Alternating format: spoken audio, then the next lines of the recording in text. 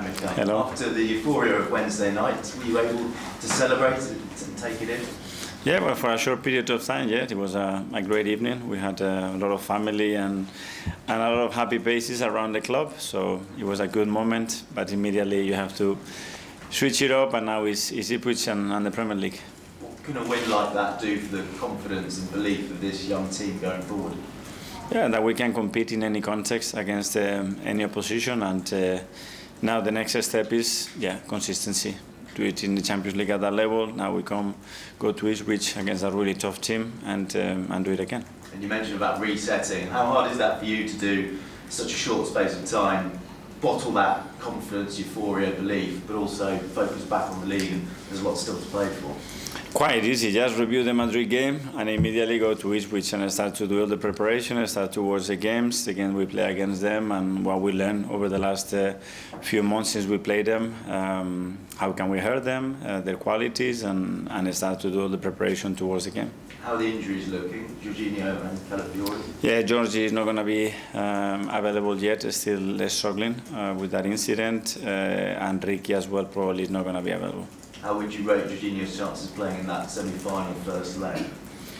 That's probably a question for the doctor. It's quite a specific and difficult matter, so I will leave that to the club to make an update. If he's not fit, and obviously Thomas Partey's suspended, what are you thinking in terms of that midfield?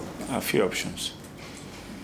But you're going to have to think outside the box again, as we've seen you do this season? We have a few options, and obviously we're not going to get anything away. But you'd be confident, presumably, given what you've done already this season, how your team has adapted, your players have adapted, if you had to move things around again? Yeah, for sure.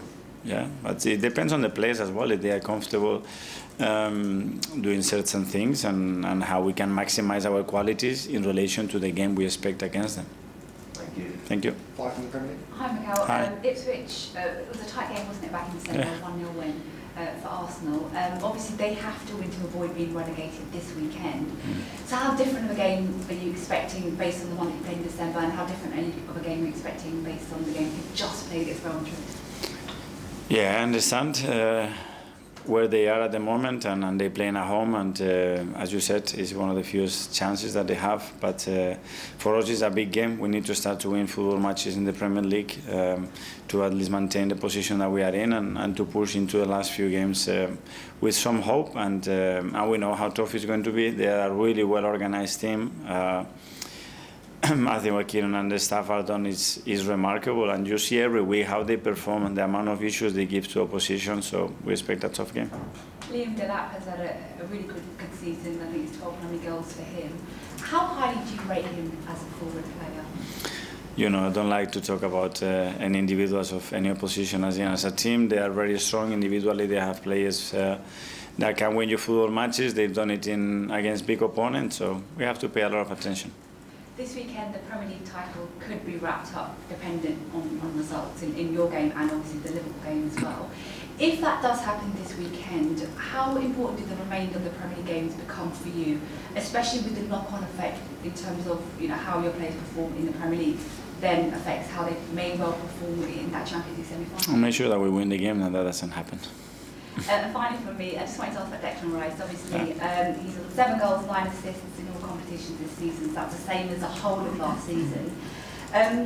How do you view him as a leader right now in your current group of players, and how much more of a leadership role do you think he could take on? Well, he's earning more and more. I think performances like he had in this tie against Real Madrid, it just puts the player in a different dimension, and that's why we brought him here. That's why we demand him as well to take more steps and to be more decisive in games, because he can do it. We've been talking about it for the last few weeks, and to do it at this stage is not easy. He's done it 2 times in a row. Now he's maintaining that level of consistency, belief, and undoubtedly his role will be bigger and bigger. Hi, Mikel. Just on the Champions League, I think sometimes there's a perception that it's better to have the second leg at home, but obviously against Real Madrid, first leg was at home, and I think, from my opinion, Arsenal really kind of set the tone. With the semi-finals, the first leg's also at home, so do you kind of view that as a similar thing you want to replicate? Because, I guess the neutrals probably would say it would be better to have the second leg? Yeah, my preference has always been to play the second game at home, but it's what we have at the moment, so learn from it, see what the advantages and the opportunities where they are. I think if any of you watch any football yesterday on European nights, in the second leg is absolutely madness, you can go anywhere. So it's great to learn as well about these kind of scenarios and why these things happen, because it can be very useful for us. And you said on the midfield you have a few options in your head. I was wondering, is Miles one of them? Because obviously we've spoken about him being a left back this year, but he's naturally a midfielder, so would the next few weeks be a good opportunity to give him some minutes in there? It will be down to the availability of players in that moment, so who is available, who is able as well to do that, for how long in games, because as well we had players that they could not play 90 minutes, so once we are closer to that game we can decide. Tom, Hi Mikel. Hi. You mentioned you didn't really want to give it much away about how you might replace Partey, but you've got these two Premier League games before that PSG match. How do you balance perhaps practicing maybe without Partey, but at the same time not giving too much away to PSG about what you might do? As always, a balance, understanding what the priorities are. The priority is one or is another. And then as well, making sure that players are comfortable and feeling the position that they have to play such a big match. But as I said, the priority now is to win games in the Premier League. And just bringing it back to the Premier League, the gap between yourselves and now third has closed up with Newcastle winning their 2 games in hand. Has that played on your mind something consciously with the last 2 games being draws and trying to get that winning momentum? Yes, for sure, because obviously we were in a much better position, but the last 2 draws has significantly changed that perspective, and as well credit to Newcastle for the form that they are in and the way they've been playing as well. So we need to step up and start to win the games. James, yes, again. Hi, Mikel. Thomas Partey's out of contract this summer. Has there been any progress over the new deal?